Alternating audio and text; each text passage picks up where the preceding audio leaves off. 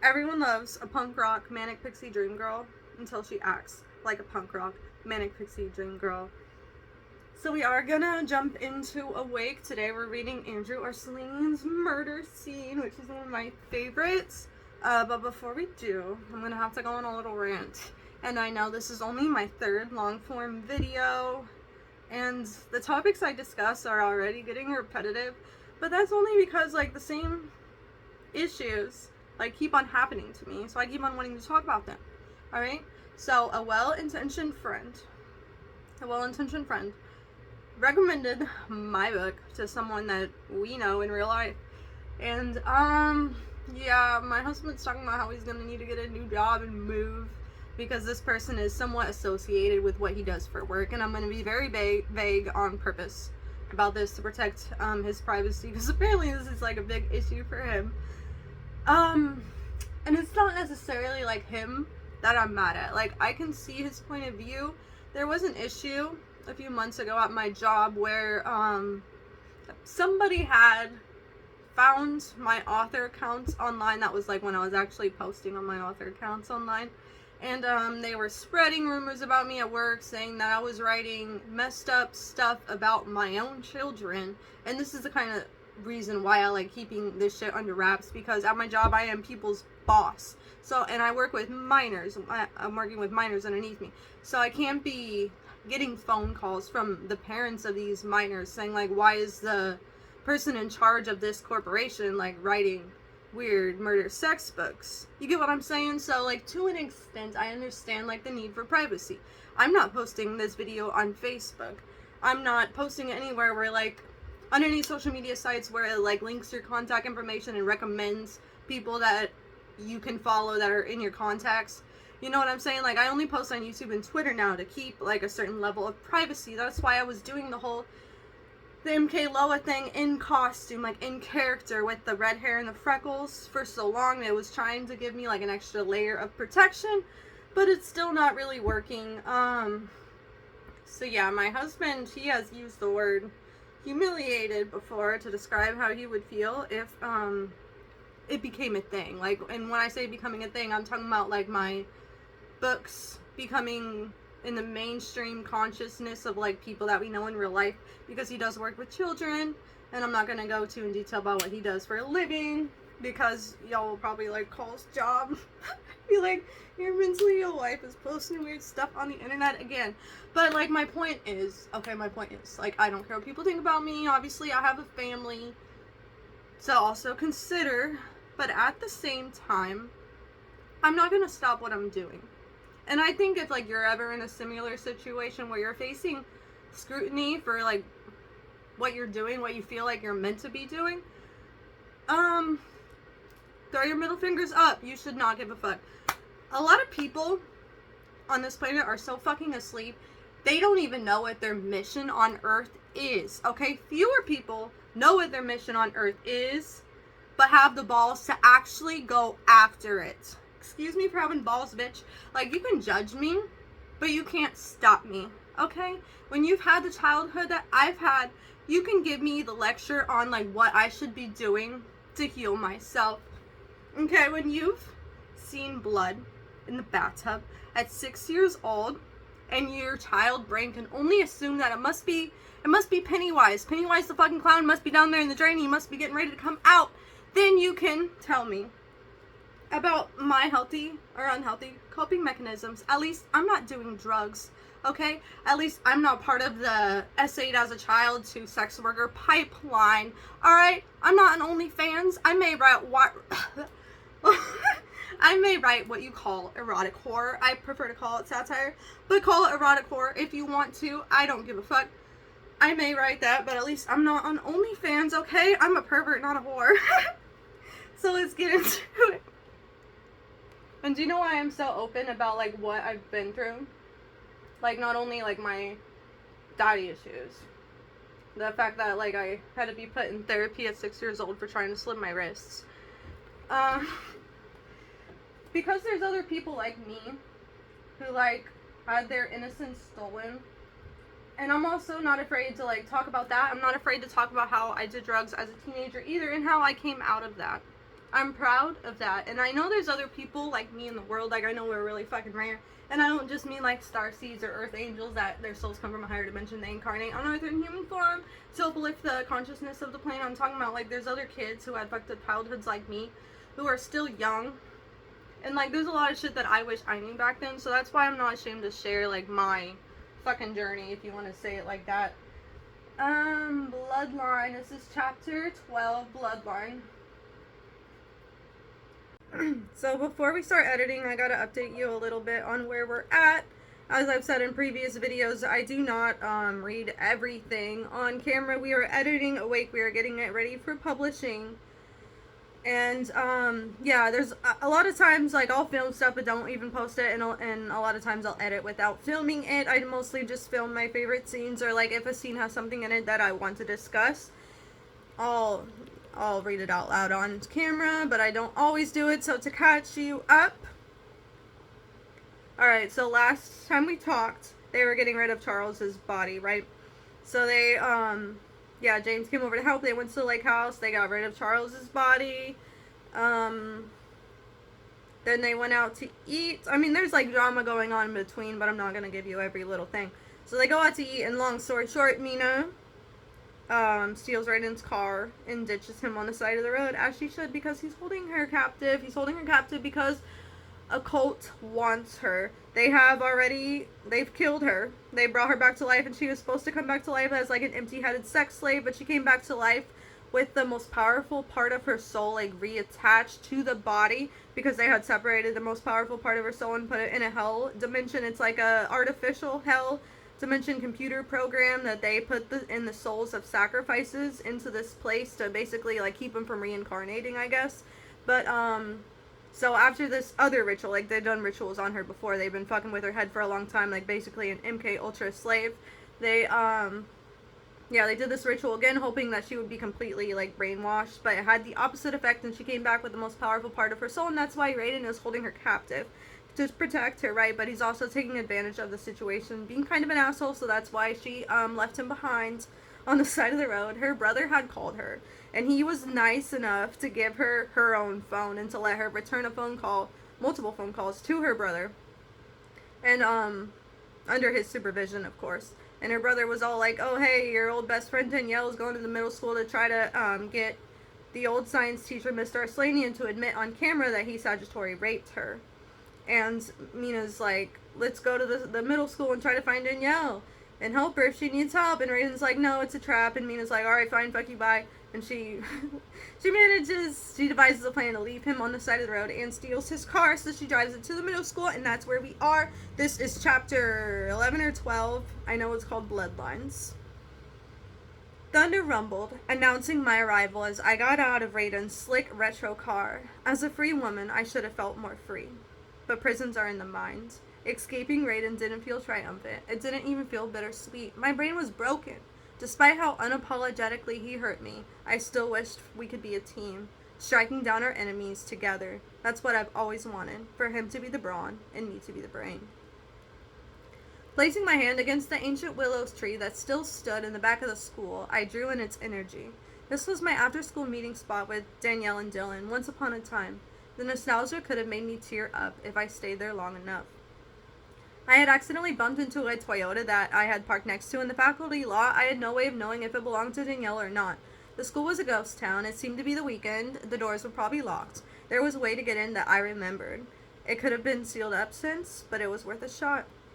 Near the parking lot were the caves. That's what Dylan used to call them. Small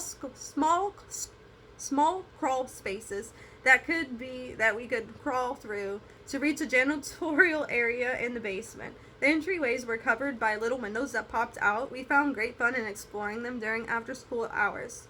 So this part is inspired by a true story, I guess. There really were caves underneath my school that I used to crawl through.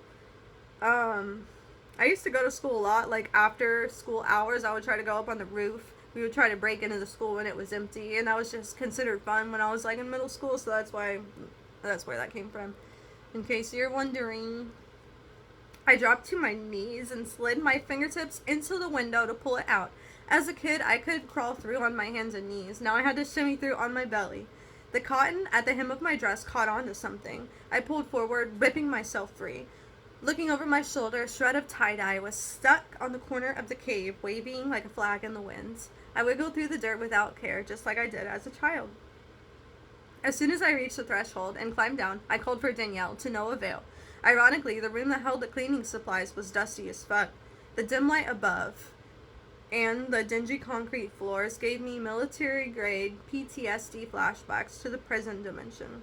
Now, in Awake, we haven't talked about this, and I haven't read you this, but in Awake, Willa does have narrations. Now, Willa was the pure version of Wilhelmina's soul that was in Wildest Dreams and Silent Screams, but at the end of Silent Screams, after the ritual, that part swapped places with Mina, who was the more powerful part of the soul, so Willa went into the prison dimension, and Mina regained control of the body. Now, the reason why I haven't really talked too much about the prison dimension or read you any scenes from it is because I feel like the overall tone of the prison dimension is a little more serious than the overall tone of regular narrations between Mina and Raiden in Awake. So although Awake deals with dark subject matter, like Awake, I'm talking about Mina and Raiden's narrations, it deals with dark subject matter like RAPE and murder and like the effects of being M-worded as a child has on the adult psyche. It's almost sort of humorous, okay, because I have to laugh at this shit or I would have killed myself a long time ago. So, the overall tone between them, I think it's slightly humorous, okay? In a weird way, it's sort of parodying dark romance. It's sort of making fun of dark romance, and it's kind of making fun of splatterpunk too, to be honest. It's almost like tongue-in-cheek, at least between Mina and Raiden. And you know, sometimes it's a little more serious, but overall, it has been compared to Twilight, and I used to hate that comparison, but now I've sort of more so leaned into it with Awake. But anyway, Willa's narrations in the prison dimension are much more serious, and it's almost like a completely different genre because, like I said, Awake is kind of towing the line of dark romance and splatterpunk, while Mina's narrations in Awake is just very, like, bleak and hopeless. The overall tone is much more serious. The subject matter is more serious. There's, like, the death of babies, like, it's hell, you know, it's fucking, she's in hell, so it sucks there. It's not a good time. It's harder to make jokes in hell, okay, so, and it puts me in a bad headspace when I read it, and usually reading on video makes me, like, in a good mood. So eventually I'll get to that, okay, but it's a total different tone. And it's more of satire. Like, I consider Awake in its entirety satire. But, Willa's narrations in the prison dimension, it's more on the nose satire. Like, I think you can read it and you understand, like, what I'm trying to do. Like, although Awake as a whole has been compared, not Awake as a whole, I mean Call of the Void as a whole, like, the romantic aspect has been compared to Twilight. Willa's narrations in Awake have been compared to both Lord of the Rings and The Matrix. So it's a completely different genre, and that's why I haven't really included it on these videos. As of yet, eventually I will, okay? So that's what she's talking about when she says military-grade PTSD flashbacks. I climbed up the staircase only to find the door up top locked. There was an elevator down there too, but it could only be accessed with a key. No evidence pertaining to Danielle could be found. Ready to cut my losses, I grabbed the window frame to pull myself back up. Half my body was already inside the cave when I heard a ding. I jumped back and spun around. Andrew Arslanian stood before me, his face worn and wrinkled. His age had finally caught up to him. He couldn't pass for 27 anymore. He lied to Danielle when she was in middle school, and he said he was 27 when he was really 42 at the time. I knew you'd come for Danielle, he said arrogantly as the elevator closed behind him. Even though we were sworn enemies, I struggle with this word, okay? Familiarity of his voice warmed my insides. I don't give a fuck about that dumb bitch. I haven't spoken to her in God knows how many years. I came to see you. I licked my lips and smiled sweetly. Confusion climbed his features. You're back? He reached into his pocket and pulled out a knife. He pulled the black cover off the blade and dropped it on the floor. Yes, I'm guessing that wasn't the game plan. I held up 2 fingers. I come in peace. I'm offering myself to BOC in Raiden's place. BOC is the cult that I've mentioned. Raiden is meant to lead us. You cannot take his place because a woman cannot lead. He evaluated me. I do agree that Raiden's an unfit leader, though. I took a step toward him and put my hand on his hip. Looking at him through my lashes, I said, "You'd make a great leader. You're so smart and scary. In a sexy way." I faked a giggle. "We'll be king and queen. What do you say?" The corners of his mouth briefly lifted before he forced the smile away, pressing his lips into a line. "I can't lead either. I'm not part of the bloodline." "That's not fair," I whined. "You're stronger and sharper than Raiden." He beamed at the compliment as he approached me. The blade was still out, but he held it down at his side. "I am. I've been involved in this organization since birth. For 17 years, Raiden's lived a normal life. He'll never adjust. He's too accustomed to normalcy." "Time for a revolution," I smirked. I tried to warn the others that this would happen. He's mostly human. His DNA is extremely watered down. Gerald won't live forever, though. It's his dream to pass the reins down to his only grandson, even though Raiden's nothing but a failed science experiment. Gerald is Raiden's grandpappy? That was news to me. "What do you mean by failed science experiment?" I asked. He shrugged. "It's complicated." I was dying to know, but I didn't want to push. He came closer, holding out his hand. Backtracking, I held both my hands up. "I told you I'd come in peace. Drop the knife." He carefully set it down on the concrete floor before closing the distance between us. His warm hand cupped my cheek. "Gerald's not going to give you a chance," he said sorrowfully, pressing his forehead against mine. "He won't let you join." "As you said, he's not going to live forever." I grabbed his shirt and pulled him into me while my hand traveled down the front of his dark dress pants. "I always had a crush on you," I whispered. "That's the reason me and Danielle stopped being friends." Sitting on my tiptoes, I claimed his lips. The old pervert was eager to kiss me back. From the day I met him, when I was only 10 years old, I saw the hunger in his eyes. A girl knows intuitively when a man wants her. As uncomfortable as it made me, I always knew I could use this against him when the time was right. I clamped my teeth down, full force, on his bottom. That's funny, it says on his bottom. On his bottom lip. Oh my god. On his bottom lip, grinding my teeth against the tender flesh. He screamed and reflexively, let's try to be serious. He screamed and reflexively pulled away. I bit down harder, enjoying the copper taste that filled my mouth. The blow Andrew gave me to the jaw sent me flying. The pain exploded across my cheekbone, only made me angrier. And hurting me, Andrew hurt himself more. Hands covering his mouth as blood poured out, he bellowed and stumbled back onto his ass. I spat his severed bottom lip onto the ground and rose to my feet. On my way to the knife he'd so stupidly disregarded. I get those mixed up sometimes, okay? Discarded. How do you spell discarded? Alright, I found it. I stomped on Andrew's lip. It felt like a defenseless slug under my boots. He went for the knife too, but I reached it first. I waved it in front of me, slashing his shoulder. His gasp was music to my ears. He covered his wound with his hand, and I stabbed him again in the gut. I twisted around and thrust it in and out like I was fucking him with it. Like the fall of Rome, he collapsed. Leaning over him, my aim was set to his eye socket. His hands wrapped around my hair as he pummeled my face, fracturing the bridge of my nose and splitting my lip open. Warm, sticky blood ran down my face onto him. I could feel it in the back of my throat, too. Fucking woman beater. What kind of asshole hits a girl? He was still pretty strong despite being injured. I manically swung the knife around. The sharp little thing effortlessly slashed gashes into his hands and arms as he covered his face. Andrew knocked me onto my ass and stood back up. While still on the floor, I stabbed him in between the legs. His scream came out as a throaty gasp when he fell again for the last time. Mounting him, I returned to my mission, prying out his eyeballs. He did have pretty eyes, which I wanted to keep as souvenirs. As fucked up as it was, I felt something underneath me, which really pissed me off.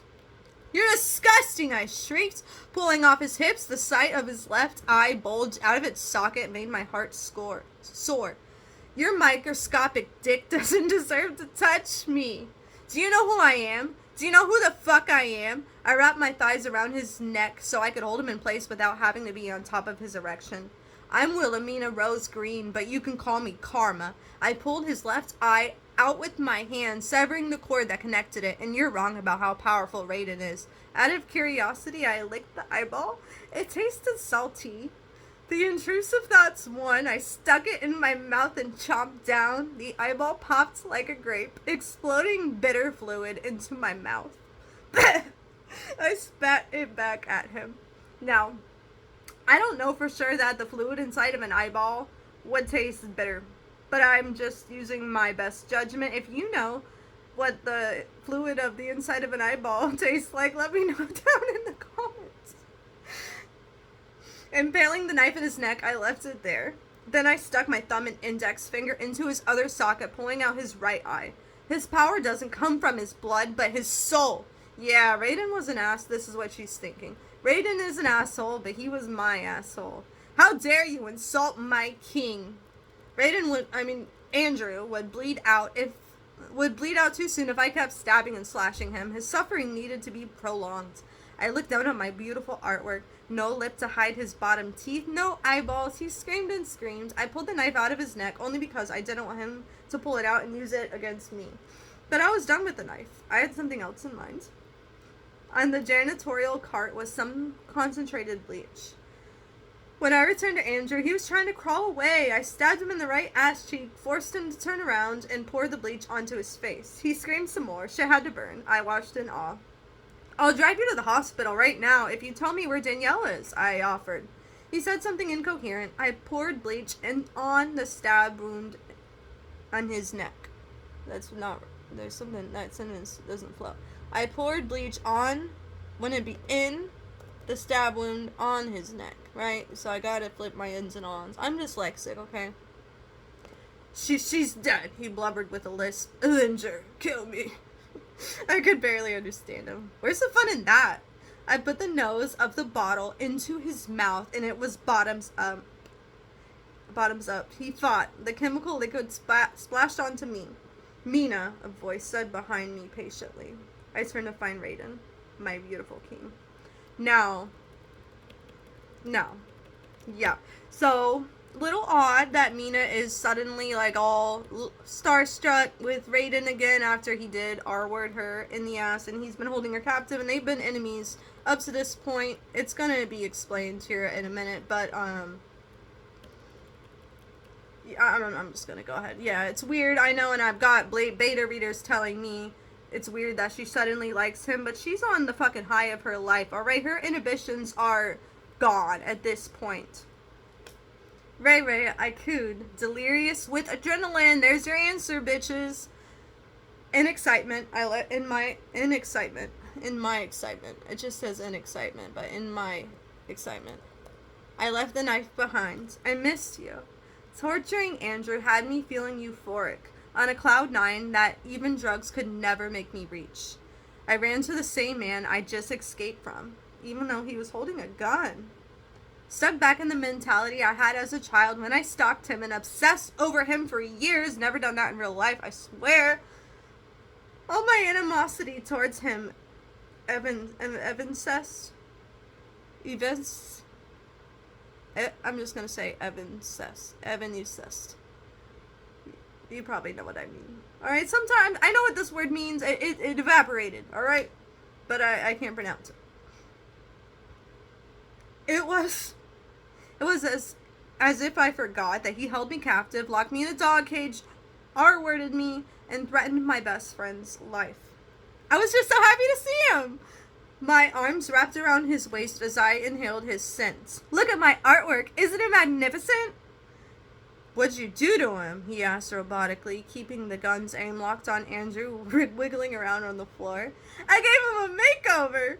I pulled his arms down, pointing Raiden's weapon at the floor. Guns are boring, I complained. Let's play with him more. Raiden pushed me away and closed in on Andrew. He dropped to his knees and pressed the barrel to Andrew's temple. How do I extract a soul from the prison dimension? Raiden asked him. Andrew could only gurgle. That bleach must have really fucked up his throat. His words were mush. Raiden pulled the trigger. The bullet didn't even explode his head like I had hoped. It just went in one temple and out the other. Andrew fell limp and silent. Raiden stood up and pocketed his weapon, still riding my high from my first murder. Well, technically, Raiden stole my kill out from under me, but close enough.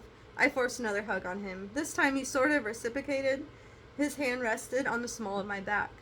My legs on either side of his thigh. I pressed my inappropriate word against him, nonchalantly grinding. It wasn't until I caught myself practically humping his leg like a little chihuahua that I realized how horny I was. There is a little bit of smut in these books. It's not even a smut scene. It's not coming up right now. You know, every book there's probably like 1 or 2 smut scenes, okay? And that's like the most triggering aspect of my writing for my husband. I'm never going to read smut on camera though, so sometimes you may think smut's coming, but I won't read smut on camera, okay? Because I don't write to give you fucking masturbation material, okay? I write to fight my demons, or to not necessarily fight them. I'm more of like making them work for me. I'm turning my demons into my slaves, I guess. Hang on, I'm trying to find where I was.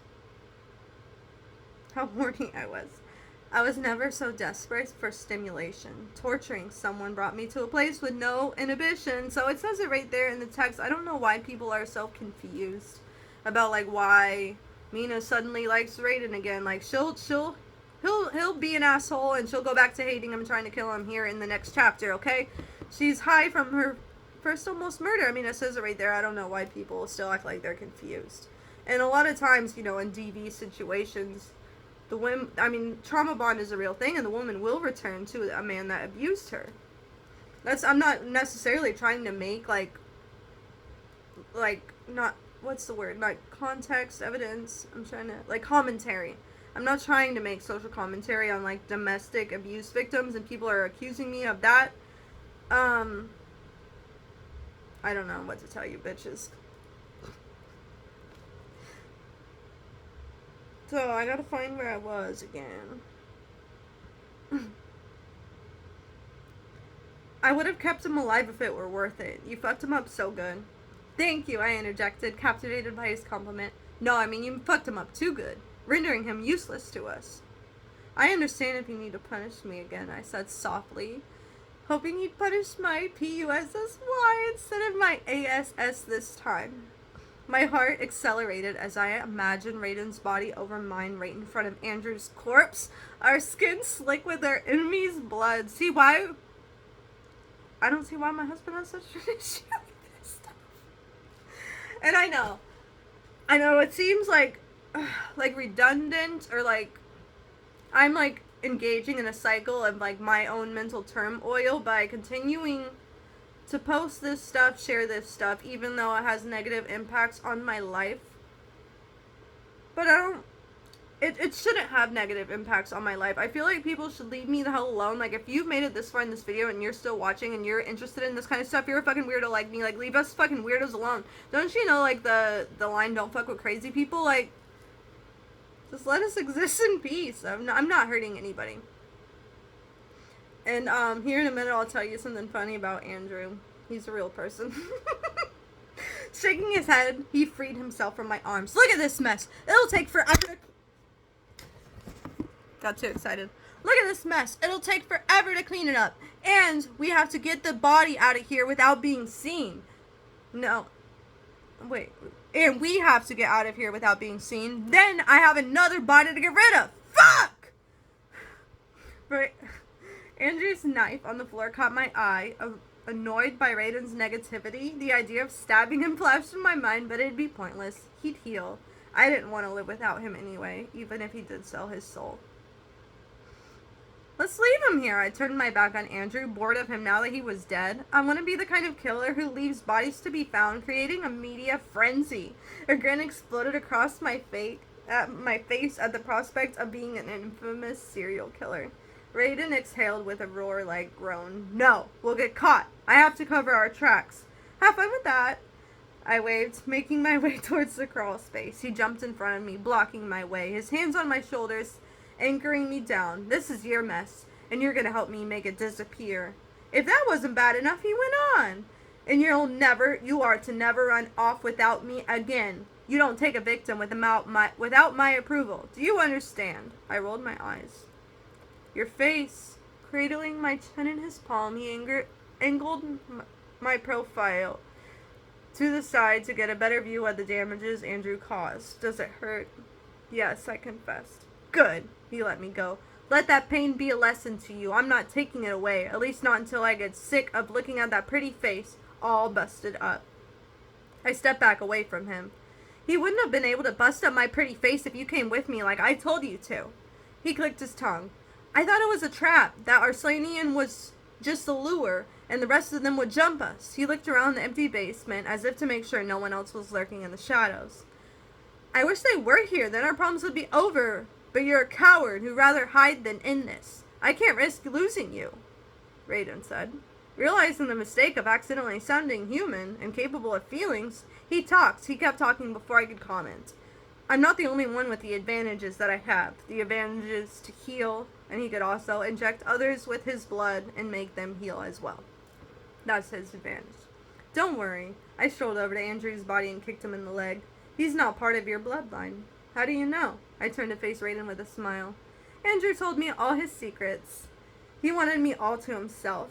That's how I knew it wasn't a setup. You should learn to trust me. Do you trust me? He asked sarcastically. I snorted. Hell no. But that didn't mean I didn't feel safe with him on occasion. Raiden and Andrew weren't much different. They'd betray their cult for their carnal desires. Their weakness was my advantage. So about Andrew being a real person. Yeah. I mean, the name. Andrew Arslanian is the name of a real person that I have known in my lifetime. He's my former science teacher in middle school. He's not actually like a cult leader, and I know I should have changed the name. Okay, but Wildest Dreams and Silent Screams are already published, and the name is already in there, okay? If you ever read this book, Andrew Arslanian, you see these videos, like, he did nothing wrong to me. I don't know of him really being like a pervert in real life. I don't know of him being inappropriate with students. My friend, who I will refer to as Danielle, the character name for her privacy, claims that she called his house on a blocked number. This is back in like 2004. And she had phone sex with him. And her voice is very distinct, and she said that he knew who she was, even though she wouldn't say who she was. This is all alleged. This is coming from her, like, however long 2004 was. 20 years. I was in middle school 20 years. That's crazy. How the fuck am I that old? Anyway. Yeah, allegedly. Okay, they only ever had phone sex. Okay. I just like the name. Alright, we call him Mr. Arslanian. It was a good time. Oh, in real life, he really did say that he was 27 when we found out through the internet, through the powers of stalking, that he was actually 42. So, yeah, why? It seems kind of fucked up, like, on my part, why I'm so cruel to, like, the character of Andrew Arslanian when the real Andrew Arslanian didn't do anything to me. And to, like, drag his fucking name, his literal ass name, through the mud like this. Oh, he has the same appearance, too. He should honestly just be flattered. Anybody who makes it into one of my books, one way or the other, like, even if it's just a quirk, like James likes films, and that's based on my best friend Frank, my childhood best friend Frank, who was like a father figure to me, even though he was only one day older than me. You should just be happy to be in my books, okay? And I hope that he didn't get the curse of sleep paralysis by being in the book. But why? Sorry, I keep knocking this down. I'll try to stop kicking it. But why do... like, why am I so cruel to Andrew when he did nothing wrong to me? Like, that's the thing about unhealed pain. And this isn't, like, a contextual thing. Like, this isn't something that you'll find in the subtext of this book. Alright? This is something I am telling you. Contextual. Like, is that a word? Like, within the context of text. Contextual. Not conceptual, like not a conception, but in the context of the text, contextual. Like sometimes, I was going to make a general statement, but I'll make it more personal because I'm not sure this happens to everybody. But it probably does happen to more than just me. Like sometimes as a fiction writer, Sometimes you're like telling on yourself, like, and you don't even know that you are. Whatever, my point is, as an author, like a fiction writer, sometimes you are exposing yourself through your work. And you don't even realize it till maybe even the books, after the book's already published. Sometimes, like, a character will say one thing to another character, and that's really your subconscious speaking to your conscious self. So that's something I like about fiction, writing fiction, is that you can learn a lot about the subconscious through analyzing what you write and why you wrote it and why, like, it triggers certain emotions in you. So, like, why did I hurt Andrew when he never hurt me, when there's men out there who hurt me far worse than Andrew? There's like a saying, how does it go? If you don't heal, you'll bleed on those who didn't cut you.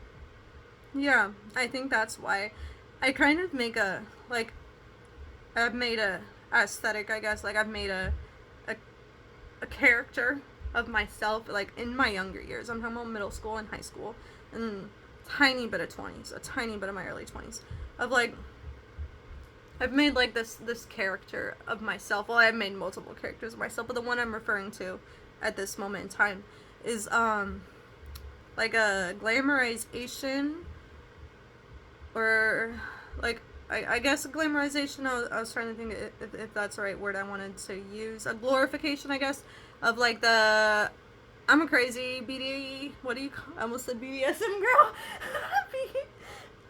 borderline personality disorder, and I didn't even know what borderline personality disorder was back then, but I would make, like, a character about being, like, toxic to men, and it's, like, it's cute when I do it, you know what I'm saying? So I was, like, really cruel to men when I was young.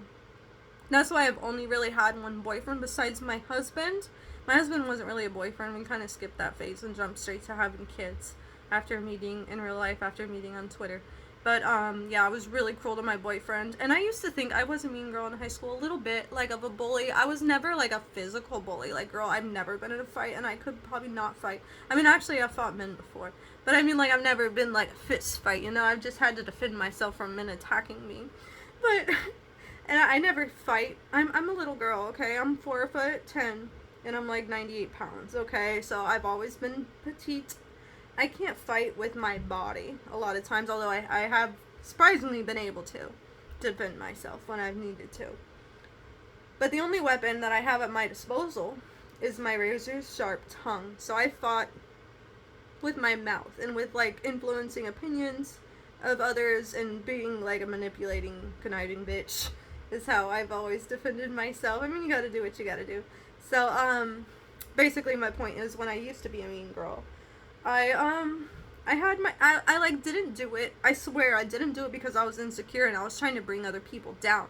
I did it because I thought it was fucking hilarious. Okay. Okay, that's why I was mean to my ex-boyfriend. My only boyfriend that I ever had, and that's why I was mean to everybody. I got enjoyment out of their suffering. I thought it was funny, okay?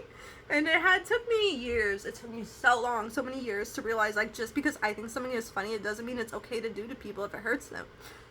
Like, you wouldn't believe how long it took me to realize that. But, yeah, I definitely, when I first got with my husband, and I moved up here to Ohio from South Florida, ooh, it was a rough couple of months at first before I had to, like, stop. I had to stop being, because I'll be playfully mean as a form of flirtation. And then I also snap, what's it called? Flip?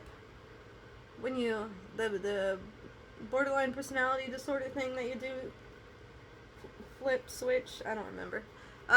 Split, yeah, when I split and go, and before I knew what splitting was, I used to literally think I was demonically possessed at times during my splits. So not only am I, like, mean in an affectionate way, I'm mean when I split. So I had to do a lot of work, like, unpacking that and healing that, like, it's not even that I believe all men are cruel, because I went through, like, a brief feminism period, and it only turned me, like, the more I learned about modern feminism and the more, like, discourse I saw online about modern feminism, the more I wanted to become more of, like, a men's right advocate. So it's funny that I'll, like, defend men from these feminists, but at the same time fantasize about murdering men who, you know, some of them didn't even hurt me. It's kind of like in I Spit on Your Grave 3, which I saw recently and loved. Oh my god, it's the best movie I've seen in such a long time. It's such a fun watch, and it's kind of similar to Awake. But, how... God, what's her name? The main character's name? I don't remember it. Jennifer Hills, yeah. How Jennifer started, trying to attack men who, like, never even wronged her. Like, when I was watching that I kind of thought about this thing with Andrew Esselstyn and how I used his real name and how I did him so dirty in this book. And I was thinking, like, that's kind of like me. Like, she's so traumatized that you hurt people who didn't hurt you, and it's fucked up. It's you shouldn't do that. And I've been working on that. So, yeah, that's probably... I just want to give you a little bit of fun fact about the name Andrew Esselstyn, and sorry, Andrew Esselstyn. If you never did anything inappropriate with children, then I do feel bad. But if you did have phone sex with my friend Danielle, then I don't feel bad.